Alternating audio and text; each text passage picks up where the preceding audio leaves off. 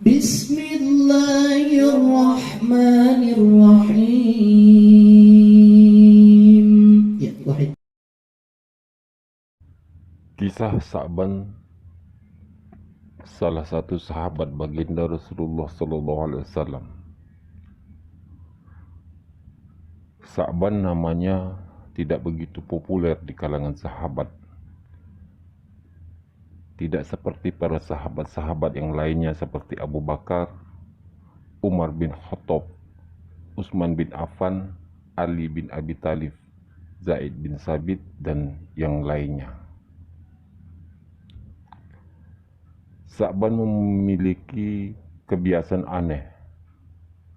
Kebiasaan Sa'ban adalah selalu datang ke masjid sebelum sholat berjamaah dimulai. Sa'ban selalu duduk di pojok masjid, tetapi memilih duduk di pojok bukan untuk sender-senderan. Sa'ban melainkan untuk berzikir kepada Allah Subhanahu wa Ta'ala,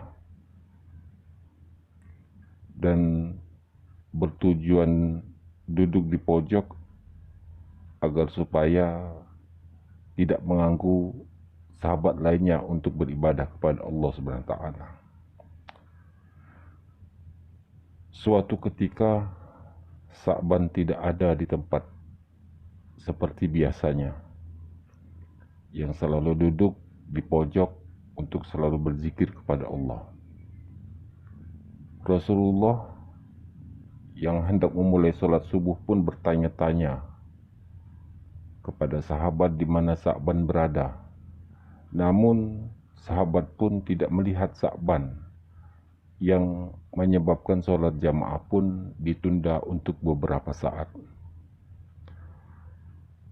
Setelah Sa'ban tidak kunjung datang, Rasulullah pun segera melaksanakan sholat subuh berjamaah.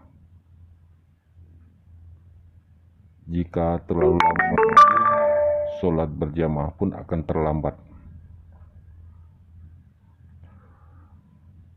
Setelah selesai sholat, Rasulullah pun bertanya kepada sahabat kembali, ada yang tahu di mana rumah Sa'ban? Namun salah seorang sahabat mengetahui rumah Sa'ban tersebut. Rasulullah khawatir kepada Sa'ban. Kemudian Rasulullah meminta supaya dihantarkan ke rumah Sa'ban. Kemudian Rasulullah pun berangkat bersama para sahabat untuk datang ke rumah Sa'ban.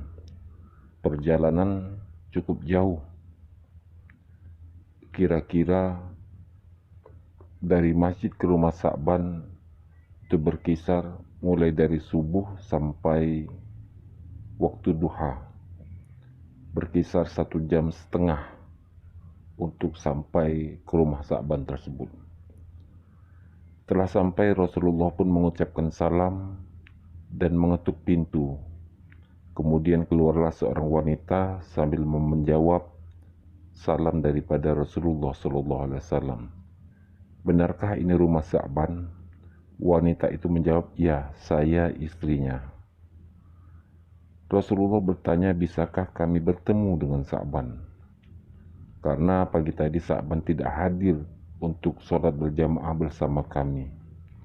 Kemudian wanita itu menangis. Mohon maaf ya Rasulullah, Sa'ban sudah meninggal pagi tadi. Sebelum adzan subuh, Rasulullah menjawab, inna lillahi wa inna ilaihi raji'un. Tidak lama wanita itu bertanya kepada Rasulullah, ya Rasulullah, ada sesuatu yang ingin saya tanyakan kepada engkau, wahai Rasulullah. Rasulullah pun menjawab, apa yang ingin kau tanyakan? Istri Sa'ban berkata, tadi sebelum ia meninggal, ia berteriak 3 kali. Rasulullah pun kembali bertanya apa yang ia katakan. Dalam teriakan, Sa'ban berkata, aduh, mengapa tidak lebih jauh? Yang kedua, Sa'ban berkata, aduh, mengapa tidak yang lebih baru? Dan yang ketiga, Sa'ban berkata, aduh, Mengapa tidak semuanya? Rasulullah menjawab dengan surat Qaf ayat 22. Laqad kunta fi raflatim min haza fakasafna anka ghita'aka fabasarukal yaumal hadid. Artinya, sungguh kamu dahulu benar-benar lalai tentang peristiwa ini, maka kami singkapkan penutup matamu, sehingga penglihatanmu pada hari ini sangat tajam. Rasulullah kemudian memberikan penjelasan ketika menjelang sakratul maut. Seluruh amal perbuatan Sa'ban ditampakkan oleh Allah Subhanahu wa taala.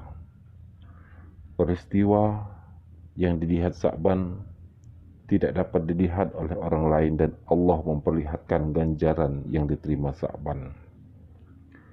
Teriakan pertama, aduh mengapa tidak lebih jauh.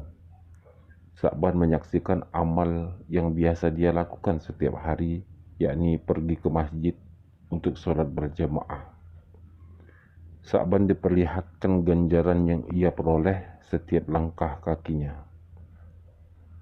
Saat ia berteriak, timbul penyesalan dalam diri Sa'ban. Andaikan jarak rumahnya dengan masjid lebih jauh, tentu pahala akan semakin banyak dan berlipat ganda. Kemudian Sa'ban berteriak yang kedua, aduh mengapa tidak yang lebih baru. Dikala itu saat musim dingin, Sa'ban hendak pergi ke masjid, mengambil baju untuk mantel. Saat musim dingin tersebut, Sa'ban memakai pakaian yang baru berada di dalam dan yang jelek berada di luar. Di tengah perjalanan, Sa'ban berjumpa dengan orang yang sedang kedinginan. Kemudian Sa'ban segera memberikan bajunya yang bagian luar tersebut untuk menyelimuti orang tersebut. Sa'ban melihat ganjaran yang ia terima sebagai balasan untuknya, dan Sa'ban menyesal. Seandainya ia memakaikan baju yang baru, pastilah ganjaran yang ia terima jauh lebih baik. Dan teriakan yang terakhir dari Sa'ban, aduh mengapa tidak semua. Suatu pagi, Sa'ban hendak sarapan dengan roti dan segelas susu. Roti itu dicelupkan terlebih dahulu ke dalam susu hangat sebelum disantap. Sebelum memulai sarapan, datanglah seorang pengemis di depan pintu rumah Sa'ban sambil meminta makan. Pengemis itu mengaku sudah 3 hari tidak makan sama sekali. Sa'ban pun merasa hibah. Ia pun membagi rotinya menjadi 2 bagian dan begitu juga dengan susunya. Sa'ban pun diperlihatkan ganjaran yang ia terima dari memberikan sebagian roti dan separuh susu yang hendak ia makan untuk sarapan. Andai ia memberikan semuanya, tentu pahala jauh lebih besar lagi. Sahabat, itulah cerita seorang Sa'ban yang menjadi penyemangat kita dalam beribadah. Sa'ban menyesal bukan menyesali amal perbuatan yang ia lakukan, hanya saja ia menyesal mengapa tidak maksimal dalam melakukannya.